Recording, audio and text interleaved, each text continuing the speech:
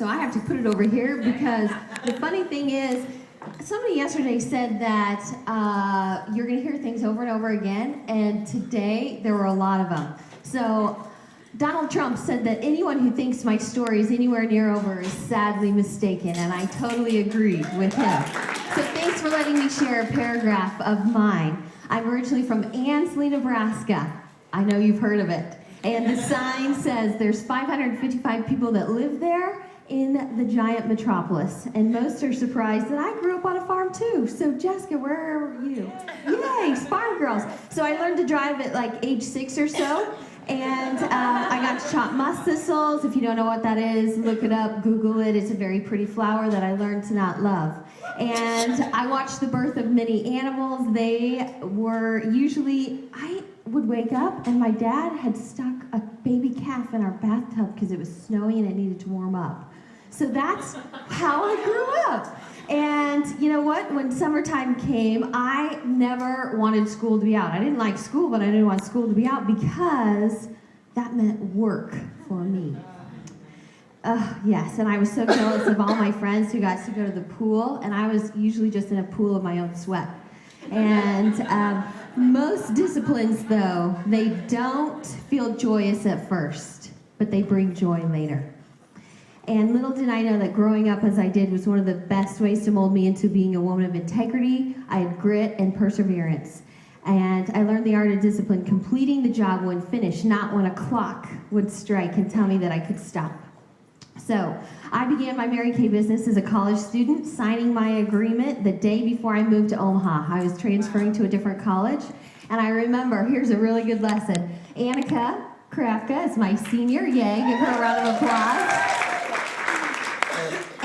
I remember going, I was supposed to have a girlfriend that was going to go with me. She was like my best friend, and she didn't go. And I'm like, oh, I don't want to go. I'm supposed to be this model, but I'm a woman of my word, and I will show up. So I went, and Annika started telling me about the business. And after I heard it, I knew I was going to do it, but I'm also a thinker. And I also like to be in control, or what I think is in control. And she said, okay, let's get you started right now. And I said, okay. But I don't have my checkbook in here. And she said, well, where's it at? Do you have it with you? And I did. My car was my purse was in my car. And she made me walk outside and get it and come back in. And she was all kinds of excited. I was like, oh my, she needs to settle down a little bit. I mean, I'm really awesome, but really. And then they had this little ceremony for me, and they gave me a pin and a flower, and I was like, I know I'm going to be really good at this, but they didn't really have to do all this for me. And then she was really pumped because she got some red coat thing and that night. So no wonder she was excited. I now understand it was because I was her red jacket. So that's perseverance. Walk them out, get the debit card, get the check, whatever it is. Go make it happen. So arriving in a new city, I didn't know anyone. Any women, and I had one of those panics. Have you ever had the panic of, oh my gosh, what did I just do? Anyone ever have that? Yeah, not a good one. And I didn't dwell on that too long, though. I thought, I'm going to become a master at finding girlfriends. And so I could talk to anyone, anywhere. And this actually was slightly out of character for me because last weekend we had a baby shower for my sister, and my mom was telling stories about how I was a very unsociable child. And I remember going to we got our pictures taken, and this guy was trying to make me smile by putting a feather duster in my face, and I wasn't having it. I didn't like it. I didn't want it. It didn't make me smile. And I remember I just scowled and gave the fish face. Like that. Like that's how my pictures were. While my siblings had their crest white strip smiles. Teen, can you see it? So that's how I was as a child. So I wasn't always one that wanted to go talk to a lot of people, but I made it my mission. And actually, if I didn't go to bed without talking to people, I felt guilty. And if you don't have that feeling, you probably haven't talked to enough people. So get that feeling. I loved that anytime I would go out and I'd offer my card to people, I would have a lot of grouchy, I didn't love it, but I had a lot of grouchy, mean responses. And, I realized that it is just like giving them a piece of gum. and they just didn't want my gum. Actually, they really needed my gum because they didn't have very good breath, you know. But it wasn't me that they were saying no to, it was the fresh minty breath that they were saying no to, right? So, I have a lot of people who ask me, why did you actually start Mary Kay? What was the purpose? And I love the idea of having more money, but I didn't really know what it was at the time, but I love the sparkle that people had in Mary Kay, and I wanted some of it. And looking back, I knew it was because I'm called to lead. And I'm also highly competitive, and I wanted to see if I could get a free car. And I had a lot of naysayers who thought I was silly for starting a Mary Kay business. Anyone tell you were silly for starting this business? Yeah, so you're the real deal when you show up in your first free car. At the holidays, it's really fun. So get a free car, drive home, park it under the tree. It's super fun. And so while being a full-time college student and having a part-time job, I earned my first free car in a few short months. I wanted to be a director from the beginning. I didn't really understand the details, nor did I really care. I figured I'd figure it out or get them on the way. I didn't have to know everything. So if you're thinking that, don't, just go. And a couple months later, I got this paperwork in the mail, and it said you can pick a car or you can pick cash. And I was like, ooh, they're getting me excited for my next car. This is great. They're so smart. They motivate you all the time, kind of like the trip. So I called them, and the lady on the phone was like, honey, you've earned the car already. So I'd earned my second free car, and I didn't even know it because I was so focused on directorship. So you can have things happen and not even realize it, and they come to you because you were focused on something bigger. So as a 21-year-old, I had earned 2 free cars and become a director because I was relentless in pursuing my dream. And sometimes I work really well if it's pain-inflicted. I remember wearing heels that I bought as a new consultant, and they weren't real cute. I wouldn't let myself buy a new pair until I became a director. They started to smell not real good at all. They stunk. And I wore them everywhere. I clomped around in them, and you know what? They were actually a huge driving force for me to get it done really quickly because I was worried that people would, start to stare a little bit. But Stephen Furtick said in the book Greater that between the promise and the payoff, there is always a process. And my smelly shoes were part of the process. Too many times we give in and buy the shoes we saw on sale just to get rid of the smell. If we would have just endured a little longer, we could have had the Christian Louboutins that were going to be gifted to us the next week. So what are you settling for? Are you just settling for good enough? One of my favorite stories is by Tony Robbins, and he was out in a park wandering around, and he saw a homeless man, and he thought, oh my gosh, he's going to come and talk to me.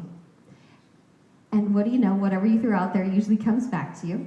And he did. This guy came up and said, would you give me a quarter? It would change my life. I just need a quarter. And he said that when one of his mentors once told him that he should put in his billfold on the outside, even if he only had $1, he should put $100 bills on the outside. And then he would feel like he was a wealthy man. And so he kept that, and he did that all the time. So he thought, I'm going to give this guy his quarter, but I want to make sure that I can teach him a lesson as well, because I don't want him to suffer. And if this is a scam that he's doing, he can deal with that on his own. God can help him with that. So he pulled out his billfold, and he dug through. He wanted to make sure that the guy saw the $100 bills on the outside.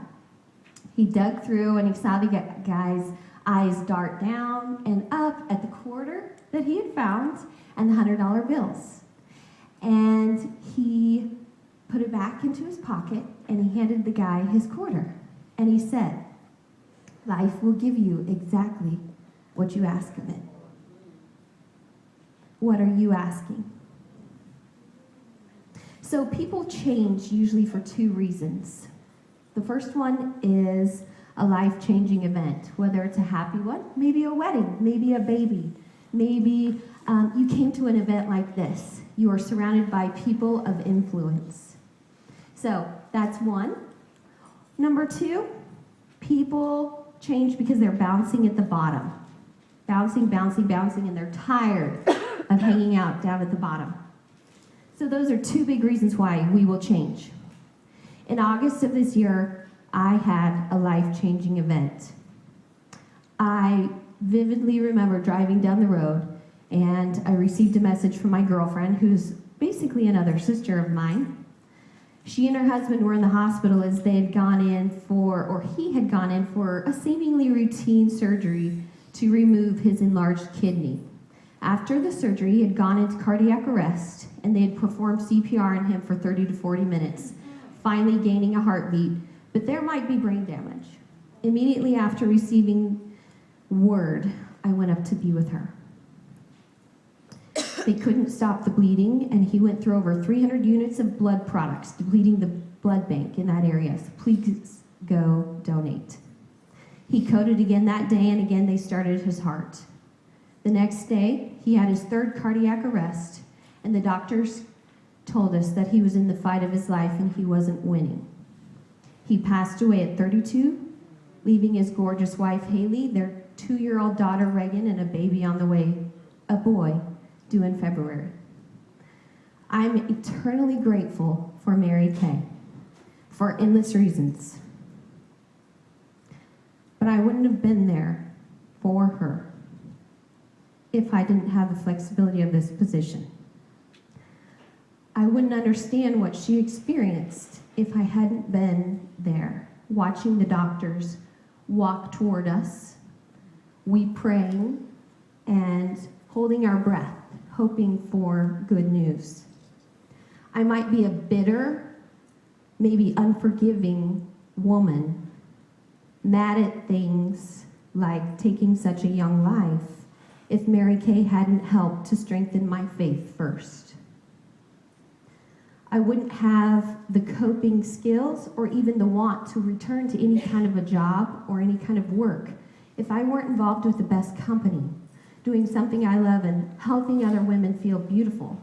Because as I dove into doing that again, they really helped me more. I wouldn't have had the love and support that surrounded myself and Haley, who is actually a unit member of mine as well. With the cards, the kind words, the hugs, the texts, they meant so much. It didn't matter if I got the same text over and over again. I remember laying on my couch the day after, and I couldn't move. And receiving all of those is what helped me get through the day and the next week. And I wouldn't know that attitude is always a choice, and you can change it at any second. Many times I hear people say, Jill, you're always in a great mood. You're always happy. You're always on top. And really, you know that none of us are, but we choose to be. And then you become. I wouldn't have the passion to help as many people live their best life, a life that isn't boring, one that makes a difference and creates a legacy, especially knowing that tomorrow may not be there for you. And I sure wouldn't be as cute if it weren't for Mary Kay. Recently, I heard a quote that is now on my bathroom mirror and everywhere, and I hope you put it where you can see it. It shook me to my soul. If you aren't living up to your potential, your soul knows and won't buy into any excuse you tell it while you're living a mediocre life. Say that again. If you aren't living up to your potential, your soul knows and won't buy into any excuse you tell it while you're living a mediocre life. Are you telling your soul all kinds of excuses? Let's change it. Let's become greater. Let's make today count. One of my favorite things, I have a passion for yoga. You may have seen some crazy moves. I like to pull out some fun party tricks. But one of my favorite things is at the very end. My sister teaches yoga as well. And she will always thank all of us for coming and sharing our experience and our passion and our feelings with each other for the day.